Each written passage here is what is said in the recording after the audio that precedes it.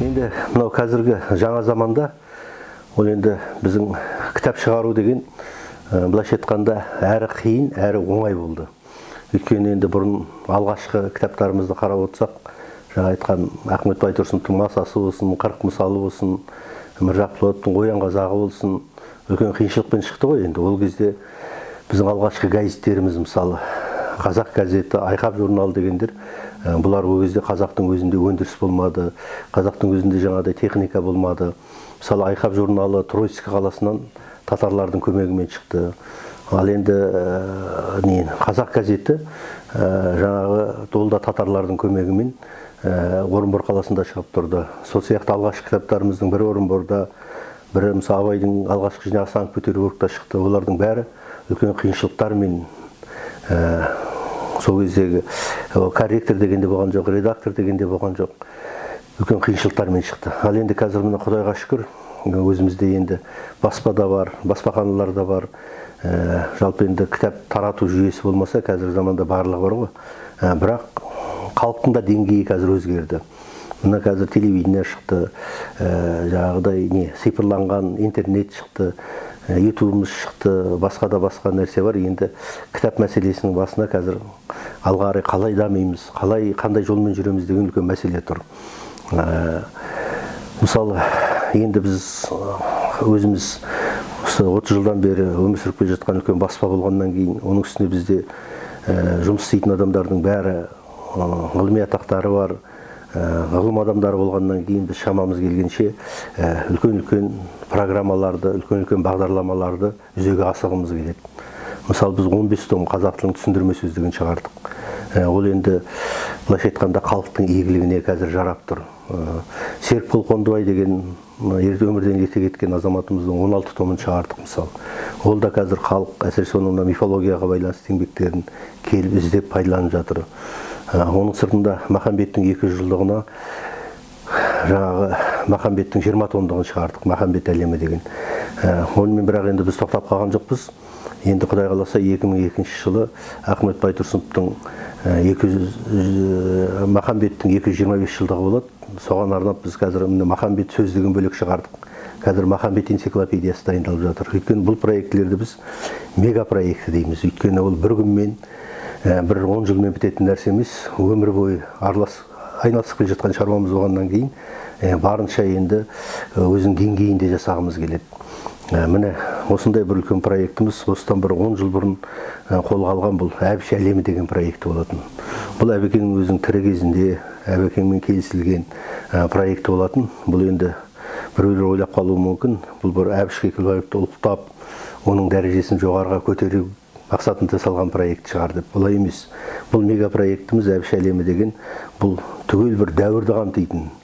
1960 жылдан 1980 жылдарға дейін деп айтуға болады. Біздің елімізде жылыңқы кезеңі болды. Хрущев келіп, өздеріңіз жақсы білесіздер, партияның 22 съезінде жеке басқа табыну туралы үлкен баяндама жасап, 53 жылы Сталин қайтыс болғаннан кейін 55 жылдан бастап құр сүлдерлерін сүйретіп, біздің айдалып кеткен арыстарымыз келе бастады. 58 жылы былайша айтқанда қалың жауларының бәрі ақталды. Біз қазір айтып жүрміз, Ахмет Байтұрсыновтар, Шәкәрімдер, басқалар күні кеше 1988 жылы ақталды деп. Оның бәрі жай дақпырт әңгіме, шын мәнінде бұл адамдардың бәрі 1958 жылы ақталып қойған болатын. Мысалы, Мұхтар Мағауин 75 жылы деймін, 76 жылы ма, Санкт-Петербургта қазақ поэзиясының антологиясын шығарды. Соның ішінде Шәкәрімнің өлеңдерін берді. Ленинградтан шығарды. Ол кезде егер ол халық жауы болып, ол үшін адам атылып кетіп, ол үшін жауап беретін болса, мысалы, Мұхтар Мағауин сол кезде жауапты болып түрмеде отыра береді, мысалы. Олардың бәрі 58 жылы ақталып қойған. Біздің өзіміздің жергілікті басшыларымыз, жазушыларымыз, енді оның ішінде атын атауға болады, мысалы, Сәбит Мұқановтар, Әбілет Тәжібаевтар, бұл кісілердің, Мағжанның, басқалардың қайтадан жарық көруіне қарсы болды. Сонымен заман өзгеріп, қайта құрудан кейін 88 жыл ғана шықты. Ал енді осы оны айтып жатқаным, бұл Әбіш Кекілбаев деген біздің мегапроектіміз, Әбіш әлемі деген. Бұл сол жылымық кез деген байланысты. Яғни 1960 жылдан бастап ол Мәскеуде талай жүздеген кітап шыққан. Мысалы, сіздің Евгений Евтушенкоңызде, Андрей Вознесенскийіңізде, Шукшиндар, басқа жаңағы кинолар шығып жатқан атақты, музыкадағы бәрі бұл жаңағы 60 жылдықтар. Яғни Сталин тоталитарлық заман аяқталып, Хрущевтің жылымық заманы басталғаннан кейін, жаңа былай айтады ғой, пружинаны қатты қысып тұрғаннан кейін атылады дейді ғой, босатқан кезде. Сол сияқты барлық рухани, мәдени үлкен құлшыныс жарылыс болды. Мұны Қазақстандағы сол жарылыстың басында Әбіш Кекілбаев тұрды. Ол Әбіш Кекілбаевтар ол кезде студент болатын. Қазір мына кітапты қарап отырсаңыз, осының ішінде барлық жағдайлар айтылған. Бірінші тобымыз Әбіш Кекілбаевтың шығармашылығы деп аталады. Мұнда Әбіш Кекілбаевтың ол кісінің ақын болған, қазір оның ақын болған екінің бірі біле бермейді. Алғашқы өлеңінен бастап, онан кейін бұл кісі енді шағын прозаның шебері ғой, енді бұл кісінің әңгімелері, повестерін сол заманда 80-ші жылдары немістер неміс тіліне бірнеше рет аударып, дүниежүзілік неге шығарып жіберген. Әлемнің ең мықты жазушылар деген 200 жазушының портреттерін шығарған жаңа немістер. Сонда СССРдан тек қана, бұрынғы СССРдан тек қана Әбіш Кекілбаев тұр. Өйткені Әбіш Кекілбаевты сол кездегі классик жазушы деп олар сол кезде бағалап қойған. Сөйтіп, Әбекең неміс тіліне аударылғаннан кейін, оны барлық чех тіліне де аударылды, ағылшын тіліне де аударылды, француз тіліне де аударылды. Әбекеңнің әсіресе аңыздың ақыры деген повесі, романы, онан кейін жаңа әңгімелері бәрі дүниежүзін аралап кетті. Әбекең бұл енді сол көзі тірі кезінде, сол жап-жас кезінде классик болып қалды. Ал енді екінші томды жасау барысымызда бұл Әбекеңнің өмірімен ортасы деп алдық. Бұл енді өмірімен ортасы болғанда Әбекеңнің мынау істеген қызметтерінің өзі сол неге үлкен талдауға бізге үлкен қолғабыс болды. Оның жаңағы бірінші ата тегінен басталды.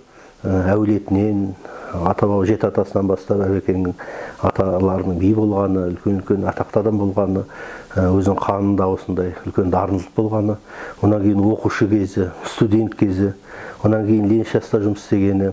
Лениншаста жұмыс істердің алдында Әбекең 1 жыл бойы студент болып жүріп, неге Қазақ әдебиеті газетінде жұмыс істеген. Сосын бұл кісілер жаңағы Әбіш Кекілбаев сол жердегі әдебиет үйірмесін басқарып, Қабырға газет шығарып отырған Мұхтар Мағауин, сол кездегі қазіргі мықты кейін шыққан ақын жазушылар, Қадыр Мырзалиевтер, бәрі сол қатар-қатар 60 жылдық бара жатады. Мұқағали Мақатаев, Төлеген Айбергенов, Жұмекен Нәжмеденов, жаңағы Шәмші Қалдаяқовтар, бәрі сол заманда жаңағы өркендеп шыққан жап-жас адамдар, жаңағы айтып тұрмын, жаңа заманның жаңа дүниесін алып келген творчествоға, шығармашылық өркендеген заман.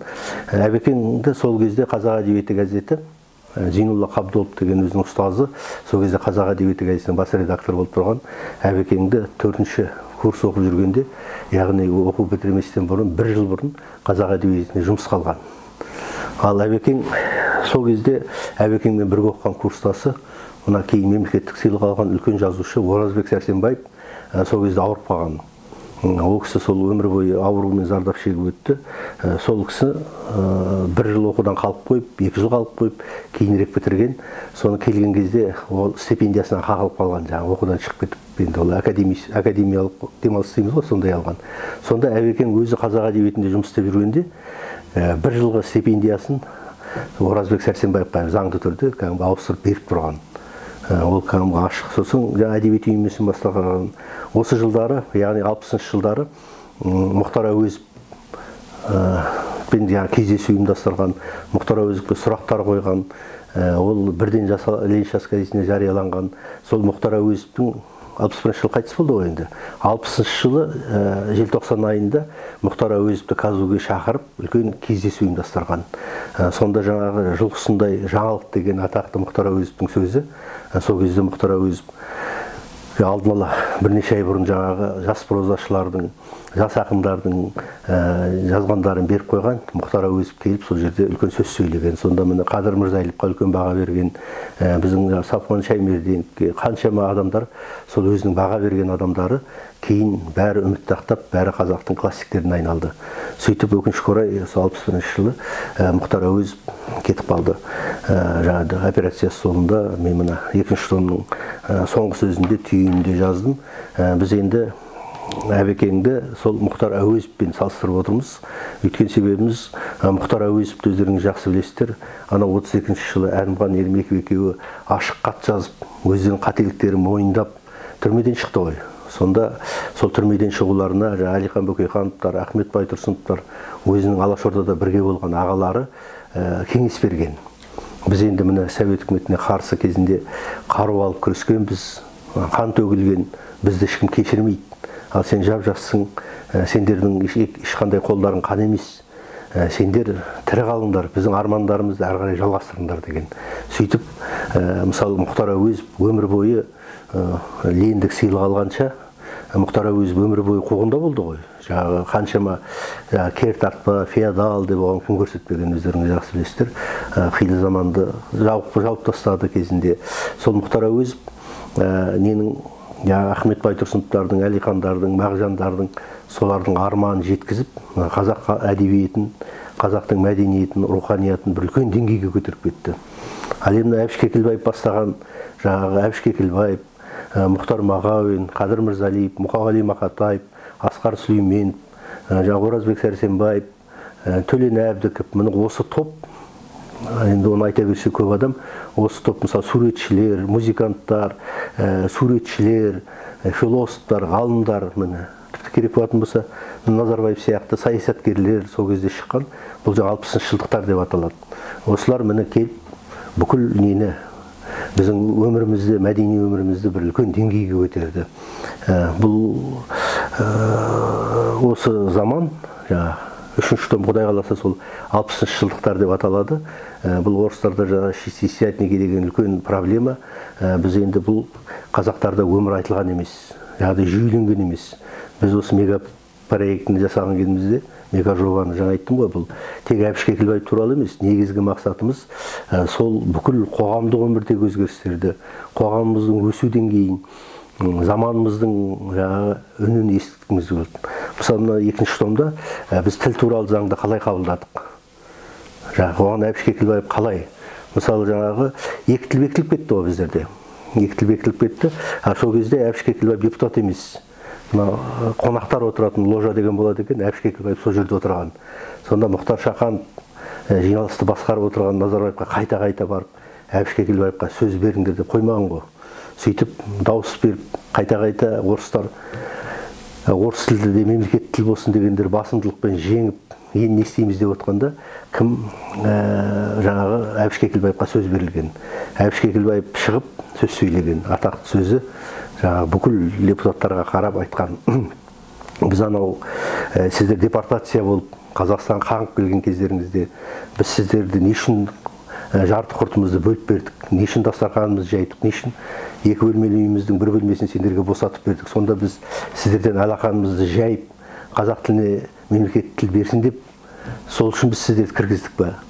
Бұл енді тарих деген қанша әділетсіз болса да бұл болмайды ғой деп Әбекең сөйлегеннен кейін жиналыс жабылып қалған. Үзіліске шығып кеткен. Үзіліске шығып кеткеннен кейін, үзілістен кейін ешкім сөйлемеген. Сосын дауысқа салғанда қазақ тілі мемлекет тілі болып өтіп кетті. Сол сияқты мынау герімізді қабылдағанымыз, алғашқы тәуелсіздік туралы декларациямызды қабылдағанымыз, тәуелсіздік жариялағанымыз кезінде бәрінде Әбекең шығып сөйлеп, жаңа парламентімізде сөйлеп, ол кезде ол ұлттық қатынастар бөлімінің меңгерушісі болып тұрған, жоғарғы кеңесте, сол бәрі Әбекең мына кітапта, соның барлығы уақыт-уақытымен көрінеді. Онан кейін Әбекең мәдениет министрлігін Лениншастан кейін мәдениет министрлігінің орынбасары болды. Сөйтіп жұмыс істеп жүрген кезде Әбекеңдерге қарсы ақсақалдар мен екі буынның соғысы басталды. Жаңағы айтып өткен жаңағы адамдар Әбіш Кекілбаевтарды жаңағы не дейді, оппортунистсіңдер, сендер жаңағы әлгі постмодернистсіңдер деп, оларды күстаналап мақалалар жазып, оларға жол бермеген жастарға, бұрыннан келе жатқан консерваторлар. Сол кезде Әбекеңді 2 жылға әскерге алып кеткен. Ол кезде Әбекеңнің 2 баласы бар еді. Семьялы адам, анасын бағып отыр жалғыз бір үйде. Өзінен басқа жұмыс істейтін адам жоқ. сонда жаңағы Жалаңашкөлде мынау Қытаймен екі ортада соғыс болып жатқан кезде, үлкен шиеленіс болып жатқан кезде Әбекеңді соған алып кеткен. Енді олардың ойлары сол Әбекең сол жақтан қайтпайды деген болу керек. Бірақ Әбекең аман-есен ол жақтан келгеннен кейін бірден мынау қазақ фильмінің бас редактор деген жұмыс босып тұрған. Сол кезде мына Кәкімжан Қазбаев деген біздің орталық комитетте идеология жағынан секретар, онан кейін Камал Смайылов деген қазақ фильмді басқарып отырған азаматтардың арқасында қазақ фильмге жаңа жұмысқа тұрған. Онан кейін орталық комитетке шақырылған, әдебиет және мәдениет секторына, сөйтіп әдебиет секторын басқарған. Онан кейін министрдің орынбасары болды. Онан кейін жазушылар одағын басқарды 2 жыл. Бірақ жазушылар одағын басқарып тұрған кезде Әбекең тағы да жаңағыдай үлкен неге түскен. Өйткені жазушылардың ортасында сол кезде қатты жікшілдік болған. Біз бұны да ашық айттық, мына жерде әлі күнге дейін жазушылар одағында жаңағы айналдырған өзі қазақтың маңдайалды жазушыларының өздерінің бастары бірікпейді. Жаңағы бірмен бір ұрыс керіс, топшылдық деген, жүршілдік деген мәселе осы кезден келіп көрінеді. Соң амалсыздан Әбекең жазушылар одағынан Егемен Қазақстанға редактор болып кеткен.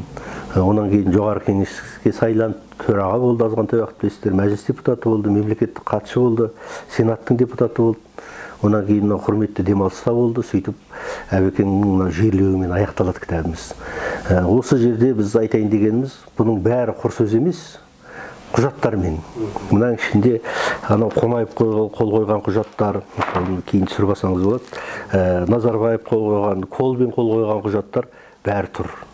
Бұл кітап енді мен айтар едім, енді бізде ғылыми еңбектері бар, таза құжаттардан тұратын. Оны көп ешкім адам оқымайды, жаңағы ғылыми еңбектер, қасаң тілмен жазылған. Екіншіден жаңағы жазушыларымыздың, журналистеріміздің кітаптары бар, оның ішінде бірде бір құжат болмайды. Былайша айтқанда енді сылдыр сөз деп айтуға болады. Мына жерде бір жағынан жаңағы тіліміз, мына энциклопедияны біз энциклопедия ғылыми еңбек қой. Біз бірақ халыққа жетімді ретінде бұқара оқысын деп тілінде басқа жағында, сол көркемдік жағында ұстап отыруға тырыстық, екі жақты тең қылып, екінші жағынан ғылыми жағында ұстап отыруға тырыстық. Енді мен ойлаймын, егер жаңағы 3-ші томымыз аман-есен шықса, бұл бір үлкен бір дәуірді адамдар дүниеден өткенде айтып жатамыз ғой, бір дәуір өтті деп. Мысалы, Әбіш Кекілбаевтар кеш өткенде, Қадыр Мырзалиевтер дүниеден өткенде, Мұқағали Мақатаевтар дүниеден өткенде, ол бір дәуір көшіп бара жатыр деп айтады. Мысалы, шын мәнінде бұл кісілер үлкен бір дәуірдің өкілі болатын. Біз осы кітапты шығару арқылы тек бұл кісілерді ұлықтап қана қойған жоқпыз, сол дәуірдің суретін беруге тырыстық. Ал енді 3-60 жылдықтар деген томымызда, Құдай қаласа, мынау қазақ киносы осы 15 жылда қандай жетістіктер кетті. Мысалы, Қыз жібек фильмі. Әлі күнге дейін мысалы маңдайалды фильміміз ол қалай түсірілді, қалай ол жаңа таралды, қалай қазақ халқының беделін көтерді. Болмаса мысалы Шәмші Қалдаяқов дүниеге қалай құбылыс болды, қалай келді, мысалы музыкамыздағы жаңа буын қалай келді. Онан кейін не? Мысалы сурет өнерінде. Мысалы қазір мен нені жазып жатырмын, Мақым Қисамеденов деген суретші туралы. Мақым Қисамеденов бұл көп насихатталмайды бізде, өйткені бұл Волгоградтың қазағы болатын. Біз енді өздеріңіз жақсы білесіздер ғой, артында іздеуші жоқ адамдар айтылмай қалады. Сол кезінде Махамбеттің суретін салып, ең алғашқы қазақтың суретшілердің арасында Қазақстан комсомол сыйлығының лауреаты болған. Ол жаңа Махамбеттің атақты суреттері бар ғой, қылыш ұстап тұрған, оны екінің бәрі біледі. Онан кейін бұл кім, Мақым профессионал суретші ғой, енді суретші болғанда андай жай суретші емес, кітап безендіруші, график. Сосын екінші Гетенің кітабын шығарды. Ол Гетені неміс тілінен тікелей қазақ тіліне Медеубай Құрманбаев деген ағамыз аударды. Бұл да үлкен жаңалық болатын. Өйткені оған дейін біздегі аударма кітаптардың бәрі орыс тілінен аударып келген болатын.